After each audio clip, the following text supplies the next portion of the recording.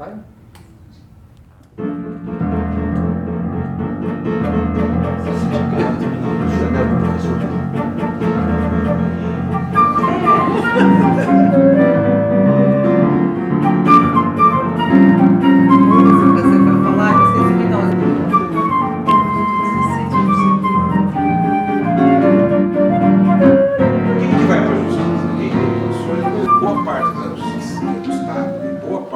Nosso entrevistado é o Edivaldo da Silva Ramos, que é procurador do Estado de São Paulo, professor da Faculdade de Direito do Lago São Francisco. Quando veio a crise de 2008, aí também entrou em vigor o Estatuto da Micro e Pequena Empresa, lá com benefício. E aqui em São Paulo expandiu muito aquele conceito de substituição tributária que na prática matava essa possibilidade. Isso de alguma maneira foi alterado? Ou a substituição tributária continua sendo... Não, a substituição tributária no ICMS, o governo do Estado usa como um mecanismo de combate à sonegação. Isso. Você, conhecido mecanismo, você tem uma montadora de veículo, né, ela recolhe o imposto, já embutindo ali o imposto devido à operação do distribuidor do veículo, a concessionária que vai te vender. E para fazer isso, você tem que estimar a base de cálculo da operação seguinte, que ainda não ocorreu. Então a discussão que esse mecanismo gerou, que agora o Supremo acabou de dirimir, é o seguinte: bom, mas e se a operação efetiva, quando ela ocorrer, não corresponder ao valor que vocês estimaram? Então, esse mecanismo, eu digo assim, principalmente em São Paulo, que a lei de São Paulo, a legislação de São Paulo, previa a restituição dessa diferença. O Supremo lá para trás, no caso de Alagoas, declarou que não havia que se falar em restituição. Então, eu era procurador-geral na época, nos vimos forçados pelo próprio Supremo, no momento que o Supremo entende, vocês não são obrigados a restituir, vamos entrar com uma ação direta de inconstitucionalidade, questionando a constitucionalidade da lei de São Paulo, que previa restituição. Isso ficou pendente anos e anos. Agora o Supremo declarou constitucional, por 6-5. Tá. Resolvendo, mas dizendo o seguinte: vocês vão ter que cumprir a lei de São Paulo. Para São Paulo é cumprir a lei de São Paulo. E a lei de São Paulo prevê a restituição, mas exige comprovação de que houve essa diferença. O grande problema lá atrás era que a diferença, né, o que você estimava, vamos dizer assim, a base de cálculo presumida das operações subsequentes, especialmente em combustível, dava uma diferença grande. Mas São Paulo encurtou essa distância. O que a PGE fez na época, eu lembro que quando entramos com a ação, falou: vamos entrar com a ação, mas para evitar, porque a gente não sabe qual vai ser o resultado futuro, isso vai ser discutido no Supremo, pode ganhar, pode perder. Caso perca, você tem que restituir, é melhor que não haja um grande valor, evidente, para restituir. Então, as estimativas é que isso não trará um impacto brutal para São Paulo, mas em razão de isso ter sido eliminado, vamos procurar trabalhar com valores o mais próximos da realidade. Né? Assim mesmo, claro que há pedidos administrativos de restituição, aí depende de comprovação e tal. Outros estados, a situação, eu imagino que possa ser pior, porque a legislação não previa restituição. Então, eles estavam despreocupados, e agora vão ter que restituir. Né? Então, gerará esse passivo. A questão do CONFASE da guerra fiscal já está administrado? Em que pé aqui? Muito pelo contrário. Este é um capítulo aí da questão fiscal brasileira, né? Porque, por exemplo, nós vamos ver o estado do Rio de Janeiro. Eu não estou aqui perseguindo o Rio de Janeiro, muito pelo contrário, eu adoro o pessoal de lá. Mas veja só, isso é conhecido. Nos últimos anos, a indústria do petróleo rendia, em termos de tributos e tal, uma fábula para o Rio de Janeiro, não só em tributos, mas também royalties, etc. E o Rio de Janeiro, então, praticou guerra fiscal largamente. Vamos deixar de cobrar ICMS de um monte de coisa. Então, montadora de veículos, Agora, a indústria do petróleo, primeiro com a queda do preço do petróleo, e depois a questão mesmo das empresas com dificuldade etc, nesse setor, menos negócio, a Petrobras em crise, etc. Claro, a receita caiu brutalmente. E aí eles tinham praticado renúncia fiscal largamente.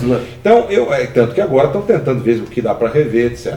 Isso não foi resolvido no Brasil, não foi resolvido, quer dizer, primeiro, eu acho que, e aí vai uma crítica ao Supremo Tribunal Federal. O Supremo tem declarado inconstitucionais essas leis. Agora, se o Supremo declara e não resolve, alguma coisa está errada. A meu ver, está errado o seguinte ponto: toda ação que eu, pelo menos, assino como procurador-geral, já assinei várias. O Paraná, Minas Gerais, Goiás, editou uma lei que lesa São Paulo, nós estamos perdendo e tal. Eu entro o Supremo vai declarar inconstitucional. Eu peço liminar. O que o Supremo teria que fazer? Teria que conceder liminar, já que ele tem jurisprudência firme, e imediatamente parar a execução daquela lei. O Estado, então, ele faz a lei, rapidamente aquilo é suspenso. Como o Supremo não dá a liminar, deixa para julgar o mérito lá para diante, Isso fica anos e anos sendo praticado. E aí gerou no CONFAS o seguinte tipo de discussão, que vem se arrastando. Bom, tá bom, vamos fazer o seguinte, vamos acabar com a guerra fiscal, vamos fazer o seguinte, vamos diminuir a alíquota interestadual, que é uma maneira, de certa maneira, de reduzir as margens, se melhoraria bem a guerra fiscal. Agora, nós queremos dar um jeito também na guerra fiscal praticada para o passado, queremos convalidar tudo isso. E aí, essa é uma discussão complicada, porque alguns estados, até que se fosse para evitar qualquer tipo de pedido de restituição, que as empresas que foram beneficiadas tivessem que devolver dinheiro e tal, isso até acho que os estados que foram prejudicados, como São Paulo, etc., poderiam discutir isso. O problema é não aceitar que isso continue por 5 anos, 10 anos para frente. Os estados normalmente eles querem congelar os incentivos hoje. Eles pedem que durante mais algum tempo, que dizem que aquilo é fundamental e tal. Eu acho que era um bom momento agora de discutir, porque está comprovado que essa renúncia prejudicou a todos. Né? Hoje os estados não têm a arrecadação normal do CMS, caiu muito, então eles são obrigados a recuperar essas receitas. Acho que era um bom momento para discutir, mas não houve solução. Talvez realmente a solução técnica seria essa, diminuir a diferença, né, da alíquota nas operações interestaduais, a diferença de alíquota, né, normalmente se situa na faixa de 12%, eu vou diminuir isso de maneira que não compense fazer a guerra fiscal. Tudo bem, mas há problema do passado, teria que negociar. E não pode colocar isso para adiante, evidentemente, tem que estancar em determinado momento. Mas é um tema que não foi resolvido ainda. O Supremo pensou em fazer uma súmula vinculante, isso não avançou no Supremo, porque também a súmula vinculante vai dizer o quê? Aquilo que a Constituição já diz, que é proibido sem o CONFAS, a guerra fiscal. O Supremo, em todos esses temas federais, assim, ele tem essa indecisão, esse receio dos impactos. O Supremo é interessante como tribunal. O Supremo avança em vários temas, talvez até mais do que devesse avançar, e em outros, nesse tema particularmente, o Supremo acho que sempre foi tímido. Porque a primeira coisa é dar liminar. Veja, eu não tô, se eu tenho uma jurisprudência e alguém está pedindo, bom, eu paro logo, que aí você não vai editar mais leis. Claro, se eu demoro para julgar a questão, compensa praticar a guerra fiscal. Fica durante anos, etc. Depois está bom. Alguns estados, até quando está para julgar o mérito, revogam a lei. Aí o Supremo declara que a ação perdeu objeto, que a lei foi revogada e fazem outra. Então, o Supremo poderia dar uma contribuição concedendo liminares. Nunca fez isso. Então, primeiro, a timidez não justifica. Eu percebo que o Supremo entende assim, essa é uma questão federativa, teria que ser resolvida no Senado, etc. Mas o Senado não consegue resolver. Se tenta resolver no CONFAS, também não se chega a um acordo. A tal ponto que, em um determinado momento, alguns estados viram que as formas de resolver isso, já que, principalmente São Paulo, usava o seu poder de veto, né? O CONFAS é tudo unânime, para dizer assim, não, tem que ser unânime, eu voto, eu não deixo passar. Né? Com validação, que embute aí um mecanismo de projetar ainda para o futuro a guerra fiscal. Aí quiseram eliminar a unanimidade. Né?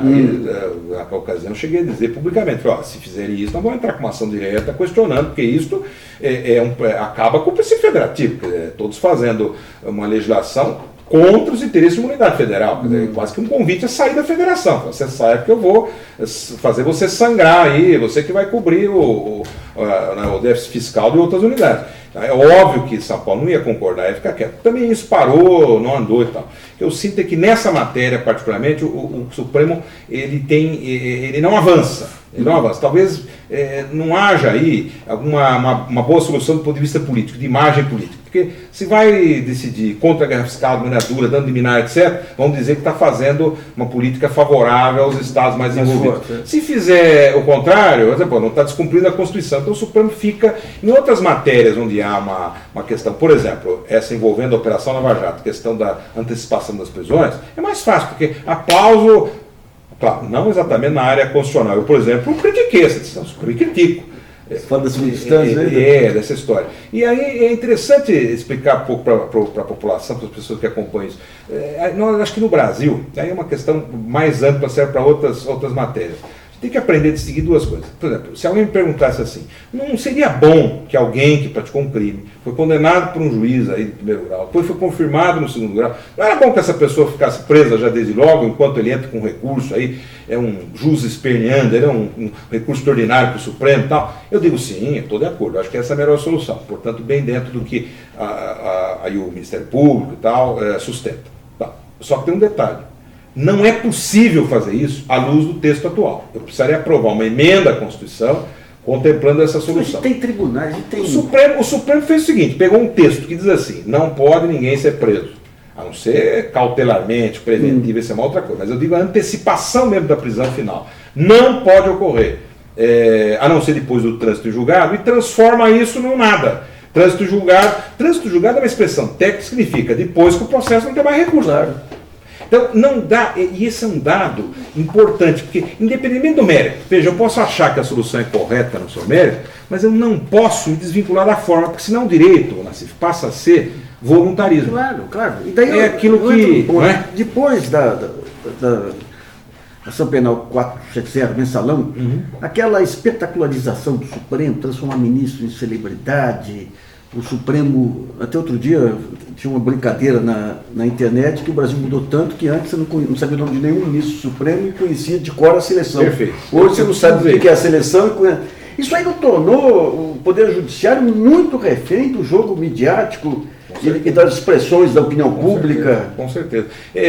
Muitos dizem o seguinte, que isso é resultado, chego até a dizer isso, né, alguns colegas especulam, né, a TV Justiça começou a transmitir ao vivo as sessões lá em 2003. Eu lembro que até eu fiz a sustentação oral da primeira transmissão ao vivo, foi um negócio de precatório, da intervenção federal, até, lá em 2003. Então, há 13 anos nós fazemos transmissão ao vivo. Que isso coloca na mídia, o ministro faz votos longos porque quer demonstrar erudição, não pode dizer assim, de acordo com o relator. Né? Isso é muito simples demais, tem que explicar que está de acordo, por que está de acordo. Sempre que a gente critica falando, são humanos. Mas a verdade é o seguinte, internet, mídia eletrônica, televisão ao vivo e tal, isso existe no mundo inteiro, não é no Brasil. Mas por que no Brasil existe essa, vamos dizer, a gente todos percebem, né, quer da área do direito, quer de fora, que há uma espetacularização, né, do Supremo, essa coisa midiática que você mencionou. Eu acho que não é só por isso, eu acho que esse fenômeno vai além. Eu acho que o que acontece é o seguinte, nós temos no Brasil um problema de representação muito sério. Quer dizer, na verdade, os partidos são muito frágeis. As corporações são muito fortes, em compensação. Os partidos são frágeis, corporações fortes, Congresso muito dividido, ele tem um baixo nível de eficiência deliberativa. Você veja só, mesmo um governo atual, se você pegar, tem um conjunto de forças imenso, aprovou uma emenda no primeiro turno, lá com uma ampla maioria, ele precisa fazer jantar, não sei o que, para aprovar no segundo turno. E tá caro. Não, é difícil, hein? Corre o risco de não conseguir, porque toda hora... Então não tem uma base sólida de apoio. É do nosso sistema político, que é um sistema proporcional, que não é praticado na maioria dos países democráticos. A maioria dos países democráticos usa o voto distrital, o que gera uma redução do número de partidos natural. Nós não fazemos isso. Lutamos sempre na linha oposta. Eu estou vendo agora que há uma ideia, mais uma vez, aí, de criar cláusula de barreira, cláusula de desempenho. Vem os partidos nanicos, todos articulando contra, o que é um enorme de um retrocesso. Enorme de um retrocesso. A cláusula de barreira? Não, enorme de um retrocesso, os partidos pequenos obstarem a medida. Eu acho que tem que enfrentar isso. Né? Os partidos grandes têm que se unir, enfrentar, derrotar os partidos pequenos. Mas de alto, bom, é isso. E aí você melhora a eficiência do Congresso. Ao melhorar, o judiciário é menos tentado a invadir competência do Congresso. O que a gente assiste do Brasil é o judiciário fazer às vezes do Congresso. Eu posso citar os exemplos. União estável homoafetiva. Era um tema que em qualquer lugar do mundo está na pauta e tal, e tem que ser resolvido pelo Congresso Nacional. O Brasil mas aí entra o Fux e quer interferir na questão dos royalties do Rio de Janeiro. Royalties do Rio de Janeiro.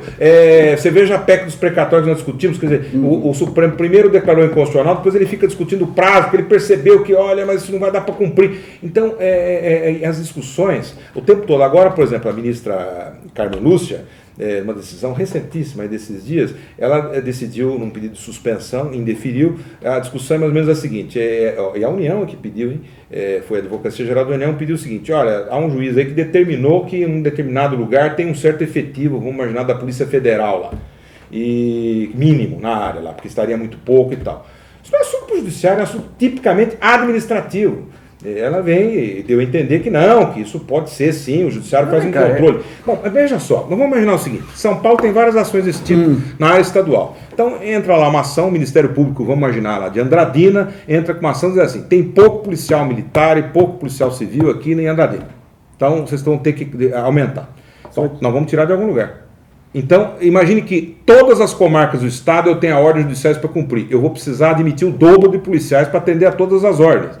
É isso que não se percebe. Essa individualização do processo, que nós já tratamos aqui, leva a um raciocínio completamente desfocado dos magistrados. O que você me diz da iniciativa da ministra Carmen Lúcia de convocar ministro da Justiça, ministro da Defesa, Estado-Maior das Forças Armadas, Polícia Federal, para discutir segurança pública. Eu acho que esse é tipicamente um assunto que as forças de segurança do Estado que tinham que estar sentadas. Esse assunto do Poder Executivo, que não está discutindo. O Poder Judiciário, então é isso, ele tem uma função de controle. Ele controla políticas públicas, ele não faz políticas públicas. Quando ele começa a fazer políticas públicas, tem vários problemas. Primeiro, um problema de legitimidade política. O juiz não é eleito. Não é eleito. Então, o primeiro ponto é esse. Segundo problema é um problema de efetividade. O juiz não olha o conjunto, não olha o orçamento, não olha o planejamento a longo prazo, ele olha o foco é na questão imediata. Então, eu vou aumentar os juízes, que eu dei aqui, os policiais de Andradina, mas vai faltar policial na Baixada Santista. O que é mais grave? O administrador, ele olha o conjunto. Eu, por exemplo, tenho lá 900 procuradores para atender todas as demandas do Estado. Eu vou usar um critério de onde é que tem mais demanda, demandas maiores, qual o prejuízo maior. Não vou poder, se faltar procurador, não vou poder atender tudo da mesma maneira. Eu tenho que criar critérios de prioridade. Isso é administrar, estabelecer prioridade. Se chega o juiz assim, não, você vai ter que ter tantos procuradores na regional tal, é o juiz que está dando a prioridade. Então há um problema de efetividade, etc. E muitas vezes mesmo discussão de questões que são discricionárias. Existe uma discricionariedade administrativa. Veja o negócio do medicamento. A medicina não é ciência exata. Quando o juiz manda fornecer um medicamento que o SUS não fornece, ele está entrando numa área técnica. Claro. Então eu diria... O que diz que um médico, que o autor contratou para dar um parecer, um laudo, uma receita que ele vai juntar com documentação, por que eu tenho que ficar com essa prova e não com a lista do poder público, que foi avaliada pela comunidade médica? Não faz o menor sentido. O juiz, tradicionalmente, diria o seguinte, esse assunto é um assunto de discricionariedade técnica, não entro nisso. Se existe uma lista do SUS que diz que o medicamento é esse, isto até prova em contrário, é o que deve ser praticado. É o que faz o mundo inteiro. Se você for olhar... Portugal não é exatamente um país que tenha um PIB, bem menor que o nosso, tem problemas ainda de miséria em alguns lugares, não é um país que viveu crise grave fiscal recentemente, não há judicialização da saúde em Portugal. É a mesma origem cultural, etc.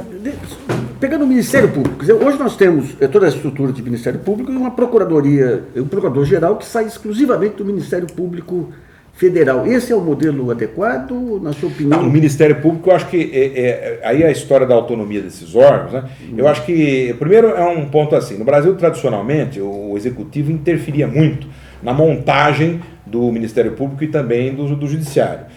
Eu me lembro quando eu entrei na Procuradoria do Estado, processo disciplinar de promotor vinha para nós dávamos parecer. Então, vamos dizer que, você veja, o órgão da advocacia ligado ao Executivo dava parecer e podia demitir ali um promotor. Isso tudo, acho que nós avançamos institucionalmente no sentido de, então, por exemplo, os procuradores de justiça no âmbito dos estados saem de uma lista tríplice que é feita pela própria instituição. Isso trouxe uma outra ordem de problemas, que é o processo eleitoral interno. Isso politiza essas instituições, e politiza no pior sentido, porque normalmente tende a ter maior sucesso eleitoral quem promete mais vantagens pessoais. Corporativas. Não é o certo seria isso, nós imaginássemos uma sociedade perfeita, republicana, né? Como dizia Rousseau, né?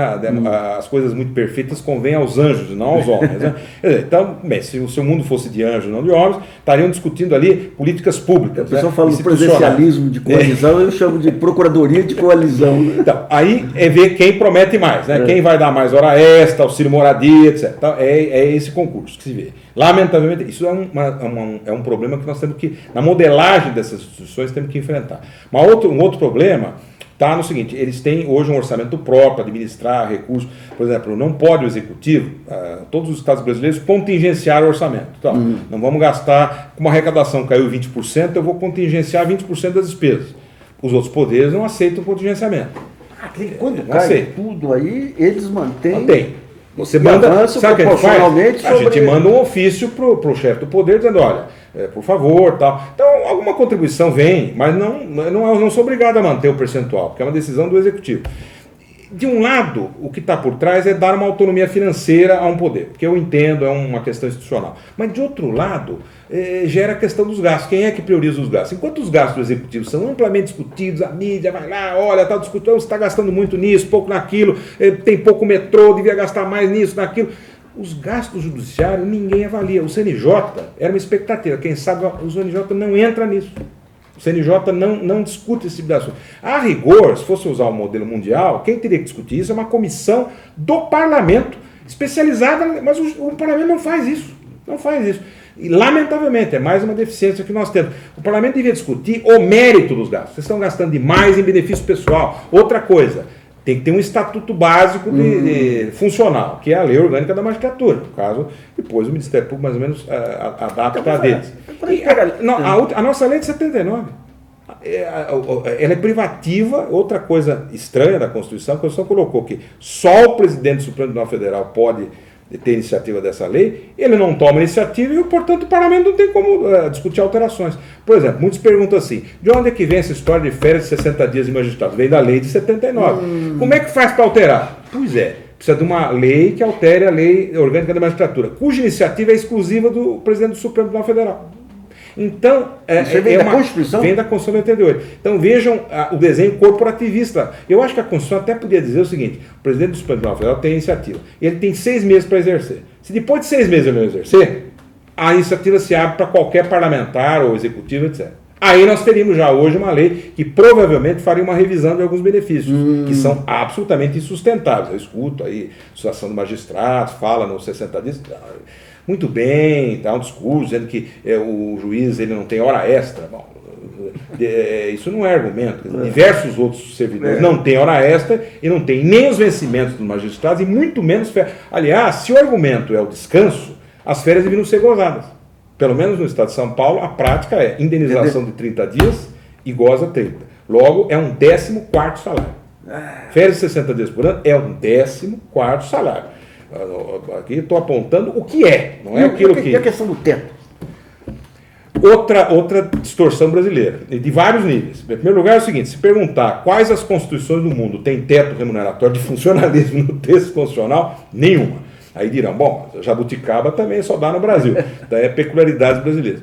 Tudo bem, mas por que isso acontece? A pergunta é essa. Como é que seria o normal? Vamos tentar. O normal seria, quem fixa a remuneração é sempre o parlamento. Né? Uma das funções do parlamento é fixar a despesa pública, em todo lugar do mundo. Então, a Assembleia Legislativa devia fixar qual é a estrutura de remuneração dos cargos estaduais, ao Congresso Nacional federais, etc. O que, na verdade, se verificou no Brasil é que os chefes dos poderes executivos, dos municípios, dos estados, etc., não se sentem à vontade. Veja, estou usando aqui até um eufemismo. Não se sentem à vontade para lidar com esse assunto. Quer dizer assim, olha, aqui a pressão vai ser muito forte, eu não vou conseguir resistir. O que é gravíssimo. Alguém que é eleito. Em alguns períodos. Que é grave. Alguns períodos aí. Não consegue dizer assim, ó, eu fui eleito milhões de votos. E não consigo enfrentar uma corporação, por mais poderosa que seja. E dizer aquilo que... Isso é grave. Então, a solução de uma coisa que já é grave do processo político resulta no seguinte, bom, então vamos fazer o seguinte, vamos estabelecer uma régua federal, tá. Aí o que ganha ministro Supremo passa a ser o teto do Brasil inteiro. Vejam como isso não faz muito sentido. Primeiro, a condição de finanças de cada estado, município, está diferente. Então, inclusive no auxílio moradia. Por que tem que ser a mesma regra remuneratória? Segundo lugar, e mais, o corporativismo gerou um outro efeito. Falou, bom, isso devia ser um teto, que significa que cada lei de cada unidade poderia fixar um valor, mas limitado àquele teto. Seria um máximo, teto é máximo. Não, no Brasil funcionou, e a partir da própria Constituição em parte, como para a magistratura tem uma vinculação. Né? Olha, então é assim, nos estados, o desembargador ganha 90,25% do ministro Supremo, tá toda uma amarração no próprio texto constitucional. Na magistratura, o Ministério Público fez isso por leis estaduais, que nesse aspecto seriam inconstitucionais, porque você está vinculando, mas foi feito, passou. Bom, enfim, nós temos todo um sistema de vinculação, que gerou o seguinte efeito hoje. Se eu der um aumento no subsídio do Supremo, eu crio uma despesa pública acrescida, não só na União, nos estados. Portanto, que esse último congelamento que houve aí, quer dizer, quase passou um aumento, isso não passou porque os estados foram, os governadores do estado que foram lá para Brasília, ó, pelo amor de Deus, aqui não tem condição de pagar. Então, mostra o seguinte, não é um bom sistema evidente. Quer dizer, como é que eu tenho uma coisa amarrada numa única remuneração? Agora eles estudam desvincular, então, o que ganha o ministro Supremo, sei lá, não seria mais o teto. Não, mas você tem muitas informações aí de que mesmo o teto não é respeitado, né? E aí é o último, você tocou no último aspecto. Veja, eu diria assim, teto já é uma excrescência, porque não tem Constituição que trata desse assunto. Se for para ter teto, teto, não tem que vincular remunerações, vinculação é uma distorção. E se for para ainda assim vincular, ainda que esteja tudo errado, é para cumprir. Primeira coisa, cumpre a Constituição. E a disposição a respeito de teto, ela é muito clara, porque quando fizeram a emenda que cuidou desse assunto, lá vem da emenda da reforma administrativa, houve uma preocupação com a redação. Então, por exemplo, coloca lá todo tipo de vantagem, acumulação, tudo está ali previsto. A redação foi muito detalhista, a partir de experiências anteriores, para não escapar nada. Então, aí você vem e diz assim, mas o auxílio moradia eu posso indenizar, daí eu posso pagar, e isto não entra no teto. Isso é um escândalo. Isso em qualquer lugar do mundo, o nome disso é escândalo. Porque significa o seguinte, como é que eu estou pagando um auxílio moradia? Pagando em valor monetário, em primeiro lugar. E se eu tenho marido e mulher? Estou dizendo, 2 juízes são casados. Sim, acontece muito frequentemente. 2 promotores casados entre si. Os 2 recebem hoje o auxílio moradia. E o mesmo valor vale para a cidadezinha de custo de vida baixo? Mesma coisa. Para a metrópole. E isso, um bom exemplo. Então eu tenho, a moradia custa tanto aqui em São Paulo, mas certamente se for no interior do estado é muito menos. Não há uma relativização. E o que é mais grave é o seguinte, isso valores em dinheiro, evidentemente que isso integra uma remuneração no sítio, está sujeito ao teto. Logo, e isto concedido por liminar do Supremo Tribunal Federal. Então, no mínimo, o Supremo tinha que dar liminar e julgar logo, para dizer, não, o Supremo dá liminar e não julga. Então, é que eu digo, nós temos, o que eu digo para os meus alunos o tempo todo, foi o seguinte, nós temos um problema no Brasil que não é, nós temos uma crise fiscal, temos uma crise ética, mas a nossa maior crise é institucional. Isso. Ou seja, as instituições precisam passar por um processo de revisão. Você precisa ter uma nova Constituição, mas você não tem nem partidos políticos para dar... Se nós temos que começar de algum lugar, eu começaria do sistema eleitoral. Tá. Acho que a partir do sistema eleitoral você reduz o número de partidos naturalmente. O problema da cláusula de barreira é que era uma solução um pouco forte, artificial. Quem não obteve tantos % de voto, não tem deputado. E eu acho que isso tem resistência. Se você mudar o proporcional para o distrital, vai acontecer a mesma coisa, ou até de forma mais drástica, e ninguém vai reclamar. Porque, não, a regra é essa, a partir de agora você disputa voto no distrito. Quem vai fazer a redução é o eleitor. O Mas pessoal você vai tornar o Congresso mais paroquial ainda, né? Nassif, essa é uma... Olha, isto eu tenho a vida toda batido contra isso. Olha, se fosse assim, um deputado inglês seria mais paroquial do que um deputado brasileiro. Você tem um conjunto de valores. Só que você vem desde a campanha do Rui Barbosa, lá que você tem as visões. É isso. Você veja só, a questão do paroquialismo não está no sistema eleitoral, está na cultura local. No Brasil, que é um sistema proporcional, se você for ver, qual é um dos focos da atuação parlamentar e também de muitas denúncias aí? São as chamadas emendas de orçamento. Isso. E que são paroquiais. Você aprova uma emenda para dar verba para um hospital, não sei aonde. Vamos pegar o perfil do Congresso hoje, tudo paroquial, tudo bem paroquial. Quer dizer, se você pegar a Assembleia Legislativa de São Paulo, metade dos deputados são eleitos por regiões específicas do Estado. E uma outra parte por corporações. É isso. Então, o deputado ideológico, ele está em vias de extinção. E uma grande parte pelo vias de extinção. Está em vias de extinção. Eu acho que isso aí é um ponto que nós teremos que enfrentar, é ponto prioritário. Meu Olival, você, professor de Direito Constitucional também, se preocupa com essa questão das instituições como fator central de desenvolvimento. E agora se fala que com essa PEC vai se devolver a segurança fiscal e a segurança jurídica. Mas o que nós estamos vendo é um governo instável, não eleito, sem o aval do eleitor. Isso aí é suficiente para devolver essa segurança jurídica? Não, a segurança jurídica depende de instituições sólidas. Eu acho que o Brasil, com a Constituição de 88, avançou em termos de instituições, nós já discutimos isso, um poder judiciário autônomo, as instituições funcionando, nisso eu estou de acordo. Agora, não há dúvida de que a eleição é um fator legitimador altamente eficiente. É evidente que o governo atual, isso é indiscutível, o próprio governo reconhece, ele tem essa deficiência, ainda que seja um governo do ponto de vista constitucional, legítimo no sentido que as formalidades foram observadas, o Supremo Tribunal Federal não manteve aí os procedimentos adotados, de certa maneira traçou previamente o que devia ser feito, o roteiro, ainda que haja tudo isso, o fato político é que, e essas pesquisas de opinião mostram, é o melhor fator, há uma certa deficiência de legitimidade política do governo. Você no sentido de dizer, olha, vocês não foram eleitos, vocês não apresentou um programa que nós avalizássemos, etc. Isso é inevitável, haverá. Então. Agora, eu acho que nessa questão brasileira, é evidente que uma apuração de natureza penal, que se está sendo feita, a todo momento novos inquéritos, novas ações, alguns processos, algumas condenações, todas ainda passíveis de recurso.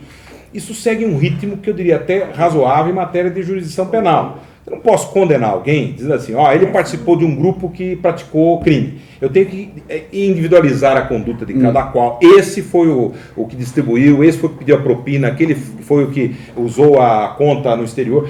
A conduta de cada qual tem que ser isso, é um processo de fato trabalhoso. Agora, se há alguma coisa que a população brasileira, no seu todo, tem absoluta certeza, é que houve abuso de poder econômico nessas eleições, que beneficiou a chapa vitoriosa. Isso não tem a menor dúvida. Há uma ação em curso na Justiça Eleitoral, aliás, proposta, salvo o melhor juízo, pelo PSDB, próprio PSDB, que integra hoje a base, enfim, do governo, mas propôs a ação, alegando essencialmente isso, dizendo, olha, há um abuso do poder econômico caracterizado de várias formas, né? Então, a responsabilidade penal é uma coisa, responsabilidade eleitoral é outra. E por que demora o TSE? Esta é uma pergunta que tem que ser dirigida ao TSE, quer dizer, o fato é que, me parece que pela dinâmica da justiça eleitoral, que é sempre procurar julgar muito rapidamente as coisas, com uma maior informalidade, né? Usando elementos, eu não preciso comprovar, por exemplo, culpa dos candidatos. Na justiça penal, para condenar alguém, eu tenho que provar a culpa, a participação, etc. Para dizer que você foi beneficiado por abuso do poder econômico, eu não preciso provar que você é culpado. Basta dizer o seguinte, houve um abuso. Ou seja, recurso, por exemplo, em matéria de publicidade, que é objeto de uma apuração específica envolvendo publicitário contratado à época pela chapa, etc., João Santana, existe uma... Ele próprio confessa irregularidade. Então, e essa questão de tentar separar a figura da presidente do vice-presidente? Pessoalmente, e essa sempre foi a jurisprudência da Justiça Eleitoral, as duas coisas estão amarradas. Até porque a prestação de contas é assinada em conjunto. É assinada em conjunto. Agora, eu já ouvi aqui o acolá dizendo que não é bem isso, algum julgado específico que houve essa diferenciação. Bom, compete a quem vai dizer que eu tenho toda uma jurisprudência. De repente, para um caso específico, eu vou não aplicar essa jurisprudência, cabe justificar por quê. Qual é a razão? E o caso específico vai mudar toda a jurisprudência? A mim, não me convence. Eu acho que houve o seguinte fato, foi eleita uma chapa, presidente e vice-presidente. Essa chapa foi beneficiada por recursos irregulares, comprovados. Ela dificilmente teria a mesma facilidade de ganhar a eleição. A chapa, não estou dizendo que houve culpa de A, B ou C, não estou culpando ninguém, mas a chapa foi eleita com um benefício, foi beneficiada por uso irregular de recursos. E isso normalmente deveria resultar numa anulação das eleições e convocação de novas eleições. O problema é que na primeira metade do mandato a eleição é direta, na segunda metade do mandato a eleição é indireta.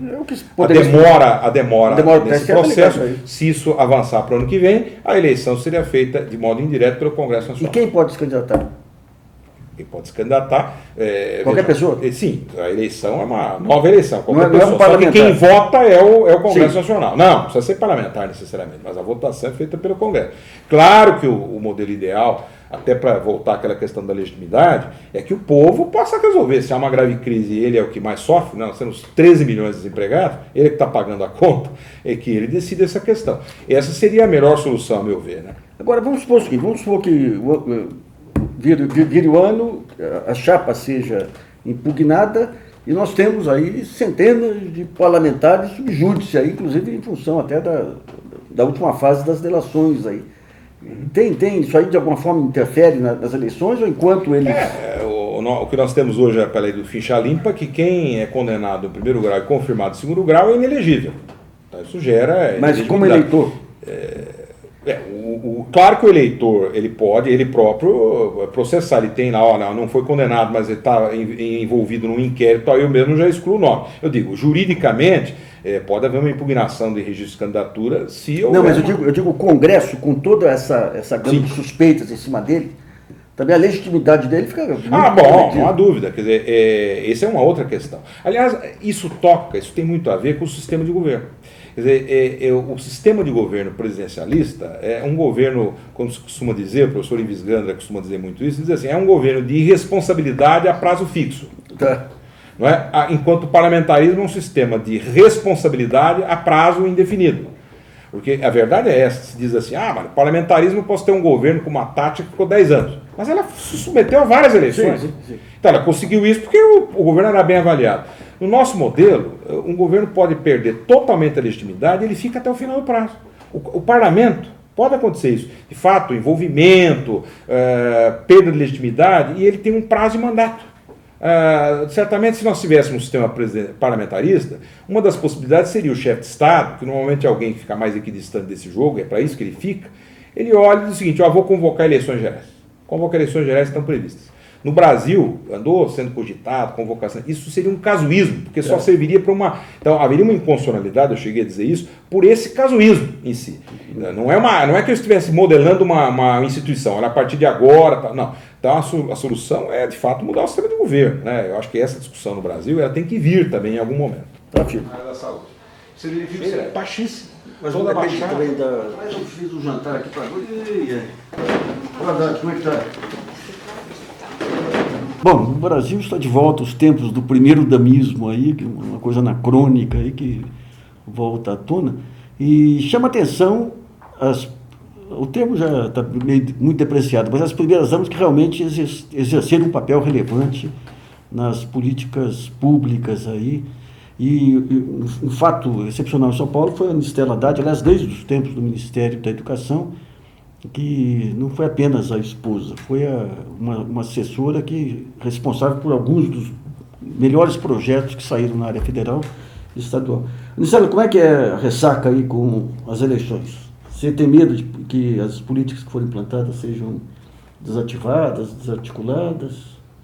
Olha, eu acho que assim, a gente tem que entender, né, o ciclo político como um ciclo de alternância. Isso é, né, do processo, a gente tem que saber disso, e eu acho que esse é um exercício que a gente tem que fazer desde o primeiro dia, e eu acho que a gente fez esse exercício, né? Você saber que está nos espaços de passagem, e ao saber que está de passagem, enquanto você está lá, se entregar e fazer o melhor que você pode, e levar isso em conta nas escolhas que você faz durante a gestão, é o melhor que você pode fazer até o último dia. E saber que até o último dia, quando eu estava no Ministério da Educação, eu passei por 2 ministros. No Ministério da Saúde, eu passei por 4 ministros diferentes. Eu assisti 4 transições de gestão, não houve uma transição de ciclo político, eram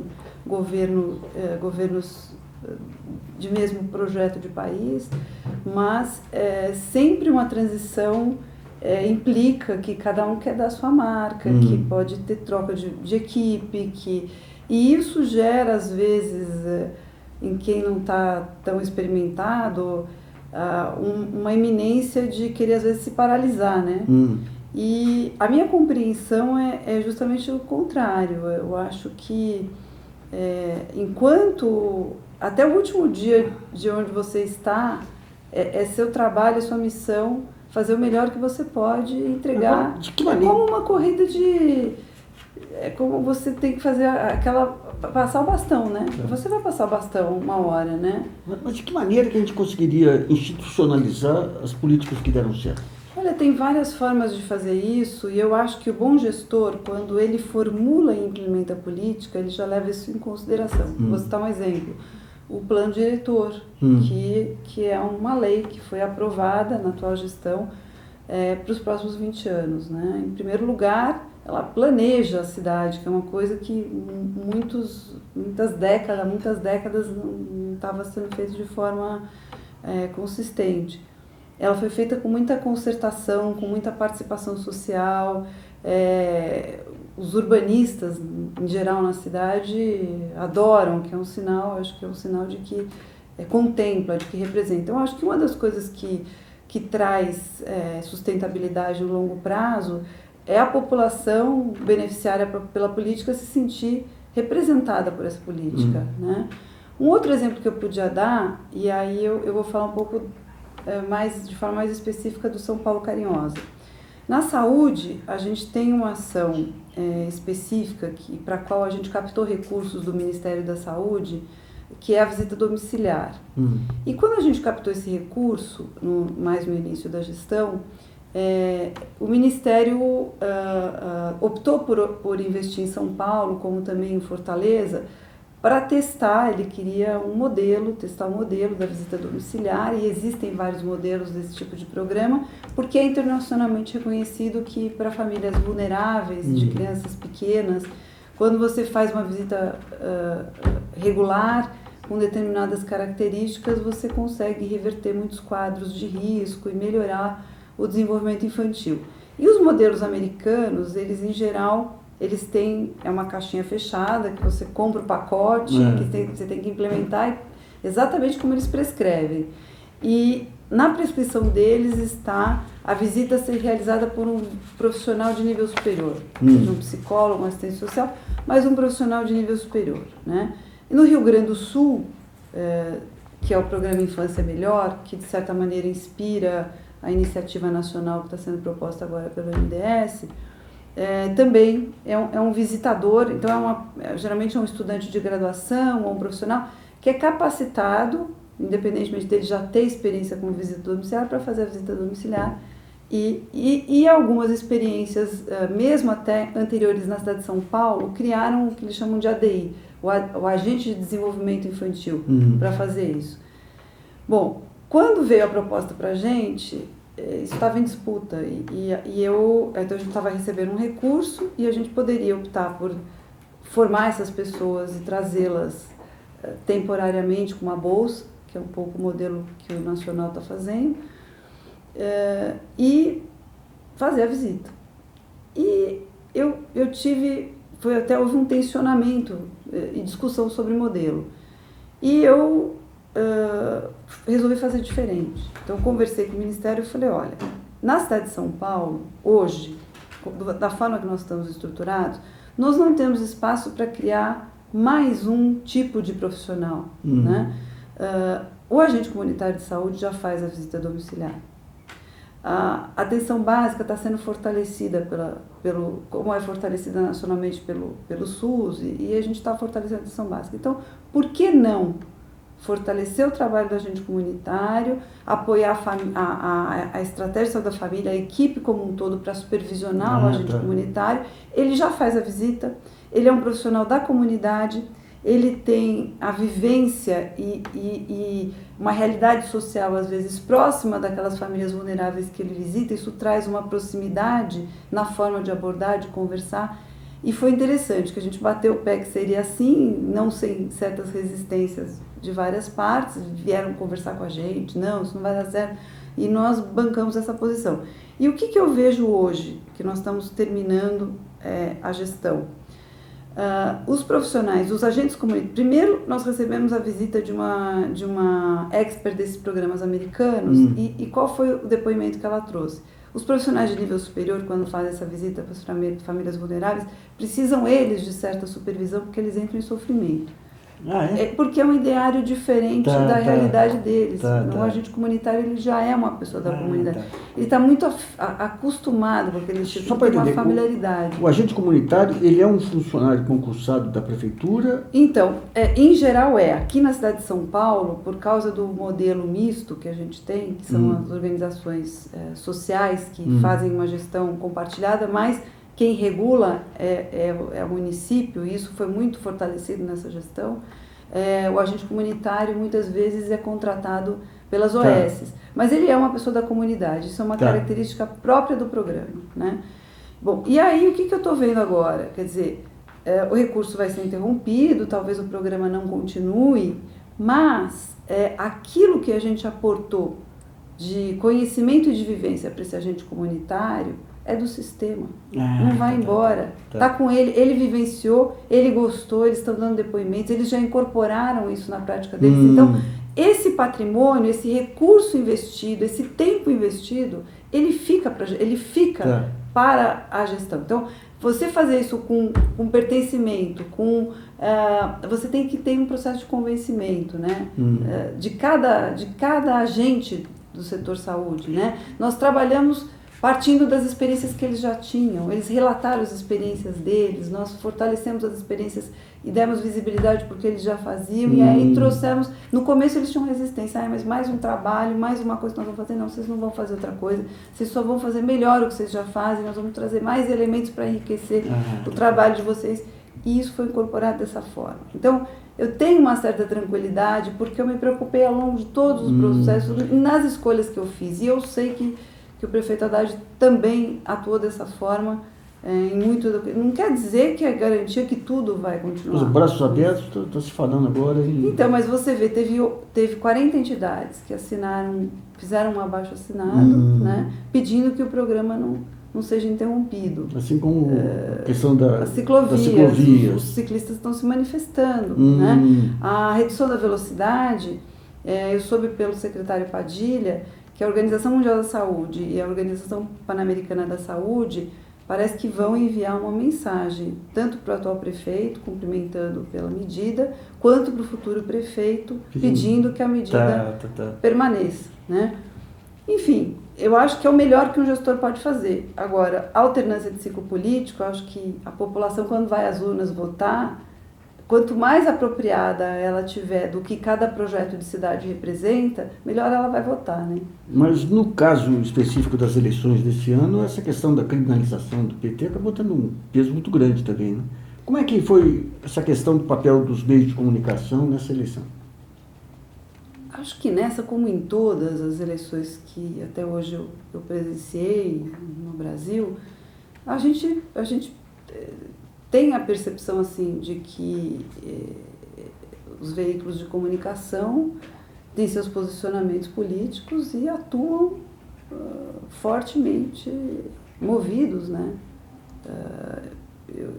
Eu acho que assim o espaço, né, nessa campanha especificamente, durante o primeiro turno, infelizmente a gente não teve segundo turno. Acho que se tivesse, talvez a gente pudesse ter tido a oportunidade e um espaço de tempo um pouco mais equilibrado para que os dois projetos que estavam em jogo pudessem ser mais bem confrontados. Eu acho que essa oportunidade não houve, né? Assim, o tempo de TV é diferenciado, os recursos que cada campanha pode pôr são diferenciados e a grande mídia vem jogando num processo de formação da opinião pública em determinada direção há muito tempo. Né? Pelo menos desde as eleições passadas. Né? A questão das OS, qual é a sua avaliação sobre o seu papel? O que tem que ser mudado? O que está funcionando? Nas OS da saúde ou no caso da saúde? Olha, eu acho que quando a gente assumiu a prefeitura, eu acho eu acho difícil, assim, apesar de eu ser da saúde, gostar muito, eu vou falar a minha opinião, mas eu acho que talvez quem pudesse responder melhor seria o Padilha, ou quem estiver à frente da saúde, que tem um conhecimento mais aprofundado. Mas até onde eu pude acompanhar e observar, eu acho que o problema maior não é você ter a OS, mas é quando a prefeitura ou a gestão municipal se omite do seu papel de fazer a regulação. Então, alguns esforços que foram feitos nessa gestão, por exemplo, planejar e fortalecer a regionalização. Antes a gente tinha, às vezes, numa mesma região da cidade, 4, 5 OS trabalhando com o mesmo território, com a mesma população. É o caos, né? Você precisa fortalecer a rede de atenção, você precisa desenhar o que você quer dessa rede de atenção, e isso é um papel do município, que ele não pode se omitir, né? E aí a OS entra para trabalhar de acordo com essas. Então, passou-se a fazer a seleção das OS por edital, que era uma coisa que não acontecia, né? Foi uma mudança importante, mas que as OS mesmo reconheceram que foi positivo para o sistema.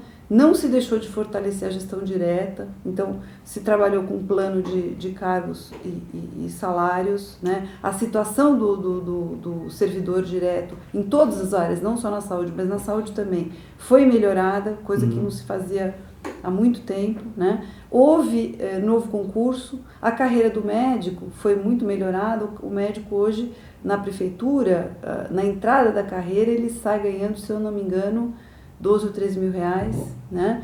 Então, houve um trabalho muito de fortalecer, e o trabalho de fortalecer a atenção básica, de fortalecer a rede Hora Certa, que é, vamos dizer, o meio aí entre alta complexidade e atenção básica, que muitas vezes falta a consulta com o especialista, os exames, né? Por exemplo, o Padilha que mencionou outro dia que na campanha o Dória falou no Corujão fazer 500 mil exames por mês, por ano. O número que ele falou de exames que o Corujão faria por ano é o número que o SUS municipal faz em um mês. Já faz, em um mês, né? Então, às vezes mostra assim, uma certa falta de apropriação, né? Do que já acontece, porque eu na minha visão, acho que os candidatos a uma prefeitura ou a um cargo deveriam, de saídas, estarem apropriados do que já está conquistado, né? De tal modo a poderem propor para frente. Né? Não uma coisa que já... A questão da gestão participativa, de que maneira, por exemplo, essa questão da periferia não ter votado no prefeito, isso atribui a quê esse fenômeno aí? E a gestão participativa funcionou em que áreas? Em que áreas que não funcionou? Olha, eu acho que houve um esforço muito grande dessa gestão em criar a cultura da participação social, como é uma marca do Partido dos Trabalhadores, trabalhar com movimentos sociais, ele nasce, né, dos movimentos sociais e com a participação social. Então, foi criado o Conselho da Cidade, foram criados os conselhos participativos de cada subprefeitura tem um conselho, isso são mais de 1.000 conselheiros que foram eleitos entre a população para fazerem acompanhamento da gestão da política e cobrarem, seja quem for o gestor. Tem os conselhos temáticos, da habitação, de mulheres, todos os conselhos foram criados de forma a serem paritários, a ter 50% da presença de mulheres nos conselhos. Isso tudo a gestão trabalhou. A saúde voltou a ser fortalecida, estavam muito enfraquecidos os conselhos, além do Conselho Municipal de Saúde, cada unidade de saúde tem um conselho gestor, que é formado de usuários. Isso vai criando nas pessoas da população uma maior consciência, né? Um maior conhecimento sobre a política.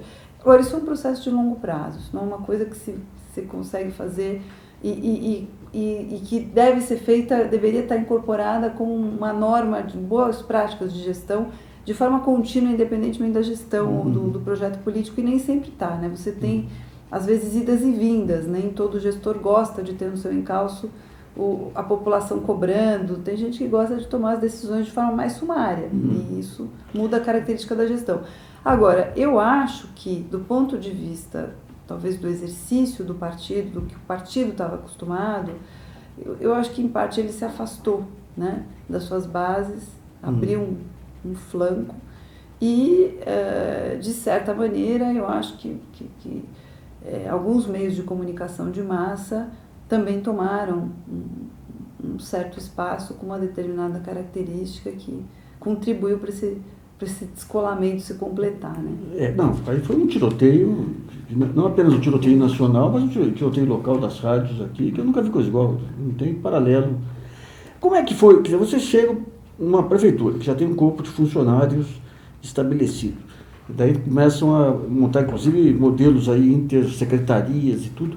Como é que você cativa o funcionário para ele comprar a ideia? Olha, esse é um grande desafio, né, Nassif?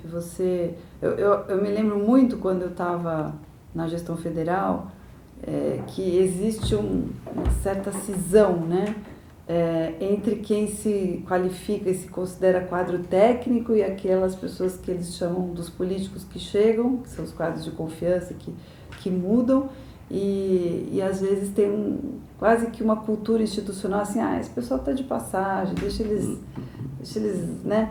Então, eu acho que não existe um processo, primeiro que na minha concepção não existe técnico e político separado, eles estão juntos, eles são a mesma coisa. Uma decisão técnica, ela passa por um olhar político. Sim. E vice-versa. Eu acho que as coisas não é à toa que a gestão é formada pelos dois componentes, mas essa dicotomia é falsa. E Agora, eu acho que você precisa chegar, de certa maneira, você tem que ganhar mentes e corações, né? Você tem que trabalhar, assim como você tem que trabalhar com o processo de convencimento para fora, para a população, sobre uma nova medida, né? E você às vezes enfrenta muitas resistências para até a população se convencer que isso é bom. O mesmo tipo de processo você tem que fazer para dentro da gestão, né? Eu acho que o agente da política precisa também, por isso que você precisa construir também de forma participativa. Você traz as suas ideias, mas você precisa ouvir, você precisa começar ouvindo, conhecendo a experiência, não tendo a ilusão de que você chegou num campo virgem. As coisas já estão acontecendo muito antes de você chegar, e não é só porque você aprendeu agora que isso antes não existia, ou alguma outra coisa não existia. Você precisa ter essa consciência e trabalhar de uma forma humilde e colaborativa. No caso do Ministério da Educação, que tem um universo para administrar, e o produto final do Ministério da Educação é uma professora lá na ponta com o seu aluno. Como é que foi esse processo, para usar um termo da moda, de empoderamento aí do Ministério para as políticas que você ajudou a implementar? Olha, eu trabalhei, os 2 anos que eu fiquei no MEC, eu trabalhei mais próximo com a questão, embora como eu estivesse no gabinete do ministro, o meu processo inicial, assim, ao chegar, foi de mergulhar por todas as secretarias, pela política de todas as secretarias, e tentar conhecer o todo, né? Porque era uma coisa que era nova para mim. Mas eu acabei me aproximando até pela minha própria trajetória, muito mais das questões da educação superior, por ser professora universitária, e era o tema que estava para mim mais candente ali, mais... E aí, eu poderia contar, quer dizer, eu acho que a grande ação que me marca, e que também porque foi a primeira grande ação que eu consegui construir participando da gestão pública, ajudar a construir participando da gestão pública, foi o ProUni, né, o Programa Universidade para Todos. Eu também participei bastante do processo de redação da lei e depois da implementação dos SINAES, que foi o Sistema Nacional de Avaliação da Educação Superior. Então, isso foi muito interessante para mim, porque foi um mergulho para entender um pouco a estrutura e como funcionava e como é que estava proposto que funcionasse o próprio sistema de educação superior no nosso país, né? Então, como é que é o processo de autorizar um novo curso, de credenciar uma nova instituição, de um centro universitário se tornar uma universidade, como é que esses cursos são avaliados, como é que vem a nota do ENAD, como é que vem aquele conceito preliminar de curso, tudo isso foi uma coisa que eu mergulhei, que foi muito interessante, um aprendizado preciosíssimo para mim, ao voltar para o meu lugar na USP e entender uma coisa de uma forma mais sistêmica. Agora, voltando para o ProUni, que acho que é a pergunta que você... Não sei se... Isso, dá mais lógico. O ProUni foi uma situação muito particular, assim, né, que me fez... Às vezes você não está olhando para o todo, mas você olha para algumas partes, e essas algumas partes podem se juntar num quebra-cabeça e fazer sentido. Então, para mim, foi uma coisa assim... eu tinha um pouco, ainda na gestão na época, Cristóvão Buarque, eu tinha um pouco de tempo livre, porque eles me davam algumas tarefas que eu executava, e às vezes vinham outras que eram um pouco mais braçais, eu ia executando, e no tempo que me sobrava eu ia estudando, me aprofundando nas coisas. Então, uma das tarefas que eu tinha era responder cartas, né? A presidência tinha um centro de documentação histórica das cartas, e as cartas que eram de educação vinham para o MEC, do tema educação, tinha um setor que respondia aquelas que eram mais automáticas, que podiam ter respostas padrão, e as mais complexas, que eram mais difíceis de responder, eram encaminhadas para mim. Que pedreira, hein? Minha caixa de e-mail era um troço. E os próximos, os planos aí, como é que estão? Daqui para adiante, são as aulas ou você... Os meus? Bom, eu não saí da universidade, eu continuei. Acho que agora eu vou poder fazer uma dedicação mais forte na faculdade, mas não só na faculdade. Eu acho que eu mantive, da experiência da gestão pública, um pouco eu trouxe o tema da gestão pública como tema de pesquisa, então... aprofundar e ampliar um pouco as pesquisas que eu já venho fazendo. Eu tenho até alguns projetos que eu tive aprovados em parceria com a iniciativa internacional, a Fundação Bernard Van Leer, que é uma fundação holandesa. A gente tem alguns projetos E o tema que eu trabalhei, que foi a primeira infância, não está tão longe do meu tema, que o meu tema, eu também trabalho com a infância, já trabalhava na área da saúde, mas agora ampliou, né? A infância nas políticas públicas. E a gente vai provavelmente continuar, tem algumas frentes abertas aí, tem uma parceria com o Instituto Brasiliana, que acabou se repercutindo também, o Mackenzie quer criar um curso e uma disciplina de pós-graduação sobre a criança e a cidade, e está nos pedindo aí... As sementes estão se disseminando para todo lado aí. As coisas estão... Então tem projetos interessantes aí para a gente seguir nesse tema, nessa militância que a gente veio, talvez de outros espaços, né? E eu pretendo talvez continuar por aí. Tá, já. A Folha dando manchete que o Itaquerão, o Odebrecht fez seguinte. Estamos nos Estados Unidos e está fazendo tudo para 1, 2, 3, 4, 5. O Odebrecht foi gravar e me explicaram para ele que era 2 mandolinhos, eram 2 mandolinhos. Vai.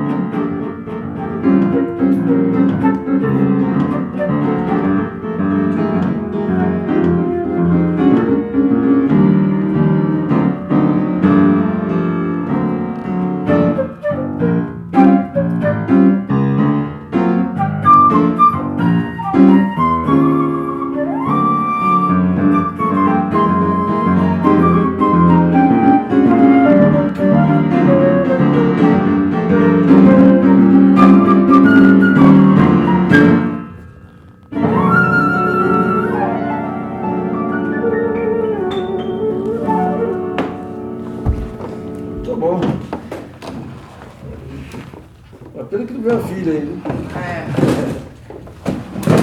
Bom, nós estamos com a Luísa Muller, que é pianista, o Paulo Barbosa, sax e flauta também.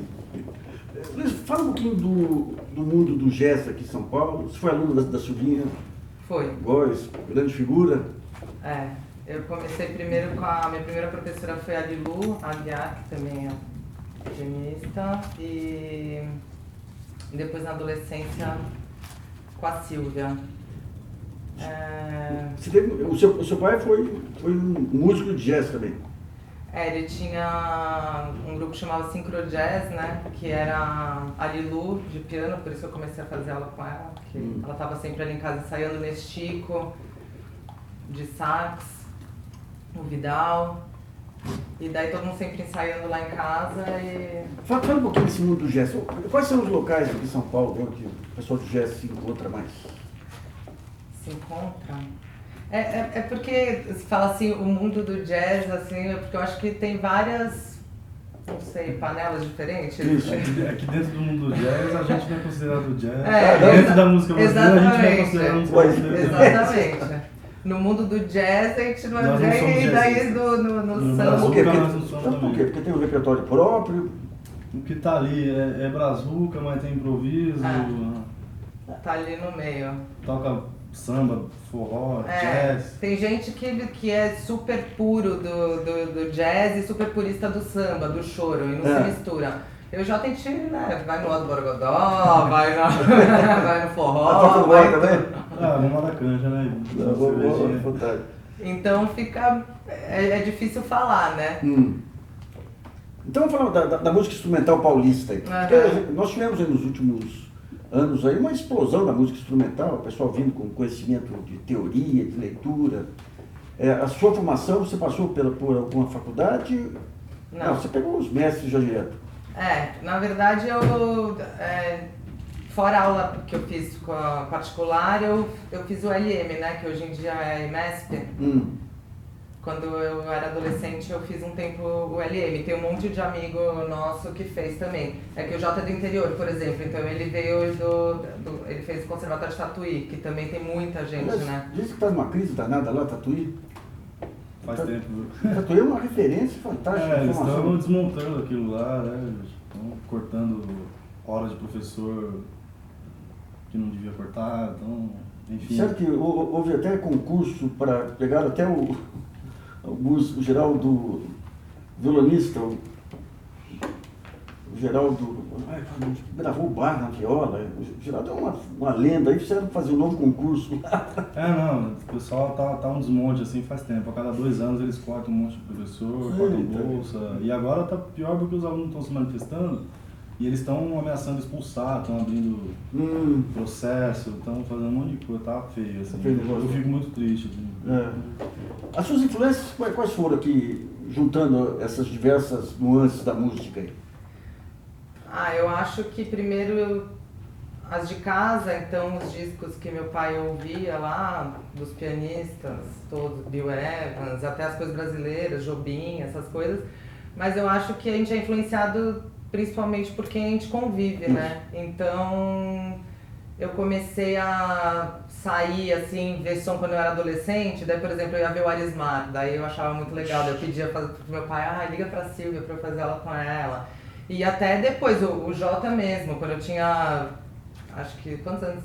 19 anos que a gente se conheceu, que eu fui lá pra Tatuí e num festival fui só assistir, daí o Jota tava lá tocando nas canjas e tal. Você conheceu o Arismar e a Silvia no tempo da banda da Patroa, não? Não, depois a Silvia fez voltou, né? Ela fez uma outra formação, mas eu acho que não. Será que eu tinha nascido? Não, provavelmente não. Essa outra formação foi agora, eu toquei nessa então, na outra formação... A banda da Patroa é anos 80. Ela voltou acho que em 2009, eu lembro que eu nem morava em São Paulo ainda. Eu pra tocar com ela ali em Moema. Mas a primeira eu acho que eu nem tinha nascido, eu acho. Não, provavelmente não. Segundo consta, você tinha nascido, tinha 2 anos de idade. Agora, se for pegar o jazz brasileiro, dá para se falar num jazz brasileiro que chegou a definir um formato, uma influência? Os trios aqui de São Paulo, de jazz aí dos... Eu acho que eu sempre falo música instrumental, que também gera um conflito, porque já acontece isso de amigo às vezes, sei lá, do choro, fala, mas choro é música instrumental. Mas parece que criou uma conotação, como se fosse um termo mesmo, que quando você fala música instrumental, pelo menos entre os músicos sabem mais ou menos do que você está falando. E não é o choro que você está se referindo. Então, mas eu acho que tem muitas vertentes diferentes, porque se você pegar, por exemplo, um grupo que faz samba jazz é uma coisa, e daí outro que, por exemplo, um trio de uns amigos nossos, o trio Ciclos, que faz completamente outra coisa, tem improvisação livre no meio, então é difícil. Acho que tem várias vertentes da música instrumental. Mas eu achei bom, sim, essa coisa aí, porque agora tem um monte de big band na cidade. Uns 5 anos pra cá deu uma explosão, então acho que tem 10 ou 13, entre 10 e 13 big bands. Mas tem algumas casas que rola mais essa coisa do jazz, assim, que é o São Cristóvão. São Cristóvão é onde? São Cristóvão é na Vila Madalena, nas Picoiutas. A Vila Madalena é o centro. Tem o O'Malley's, que tem toda segunda-feira também. O São Cristóvão tem o Teatro Comune ali na Consolação, toda segunda-feira de big band. Tem o Pau Casa na Vila Madalena, que tá rolando bastante som. Tem um outro lugar chamado Nossa Casa, Jazz no Sons, Jazz B. A Piratininga também, tá? Piratininga parece que uma época tinham cortado os músicos, né? Alguns dias tá sendo. Diminuiu a formação. Era trio, agora acho que é duo. Eu faz algum tempo que eu não vou lá, mas tinha uns quartetos. E como é que é a vida de um músico? Vocês vivem do quê? Quem vive da música hoje vive do quê? De dar aula, um pouco em bar, como é que é? a vida do músico, né? Daí eu só consigo lembrar que eu acordei hoje às 6 para acordar minha filha, né? Eu não dou aula, você dá às vezes, né? Quando o aluno aparece, eu dou aula, né? Né? Eu fico meio pingando, né? Agora eu tava há um tempão substituindo outro músico no Bareto, que é um lugar de piano bar, né? Bareto. Quando eu era mais nova, eu fiquei um tempão tocando no Mancini, que também tem esse negócio. Então esses são... Acho que são... é uma distinção, hein, tocar lá, hein? Hã? Tocar no Bareto é uma distinção, hein? Por quê? Porque é um belo lugar pra... Mas daí, assim, eu falei desses dois lugares porque eu acho que são os dois únicos lugares que tem um salário fixo, né? Que tem músicos que têm salário fixo. Acho que é o Bareto e o Mancini só. São restaurantes que tem. E daí o resto é só de tocar com os outros. É porque também tem, por exemplo, 2 outras pessoas que eu toco que não tem nada a ver com música instrumental. As suas composições você classificaria como? Que gênero? Dentro das diversas subdivisões do jazz aí. Dentro da música instrumental? Da música instrumental. Eu acho que o Hermeto tem uma definição boa, que é a música universal, que tem influência de tudo. E no fundo né? Essa música que a gente não tocou. Porque eu não sei, porque tem o Thiago Alves, né, que é um amigão nosso. Ele fala que eu componho canção instrumental, ele fala. Porque acho que cada um tem uma referência. Mas não, porque eu acho que tem... O tipo de música que você faz? De certa forma tem, porque eu ouço muita canção, eu gosto. Isso também tem isso. Tem músico, por exemplo, que odeia a letra e não sei o que, eu gosto. Você tem músicas com parceria de letra ou faz letras também? Tem uma só que eu gravei no último disco. Não é parceria, a letra é minha, mas é a única letra que eu fiz na vida. A letra sempre ajuda a dar uma personalidade pra música também. Né? Eu não sinto também essa necessidade. Eu gosto de ouvir também, óbvio, né? Tanto que eu toco música instrumental, mas eu não sei, acho que tem influência da canção também. Tá. O que mais vocês vão mostrar pra gente aí? Eu recebo falando em canções. Falando em canções. A primeira, como chamava? A Caminho. Caminho. É a primeira música, é a primeira e a última música do disco. Daí a primeira faixa a gente gravou de duo mesmo e a última de quinteto, que tem... Tá. E daí é a única que a gente faz de duo, então vamos ver como é que vai ficar a outra de duo. Influência do jazz, do samba, do show, tem... Bom, tentar enquadrar o Hermeto. Não, mas... Panela, feira...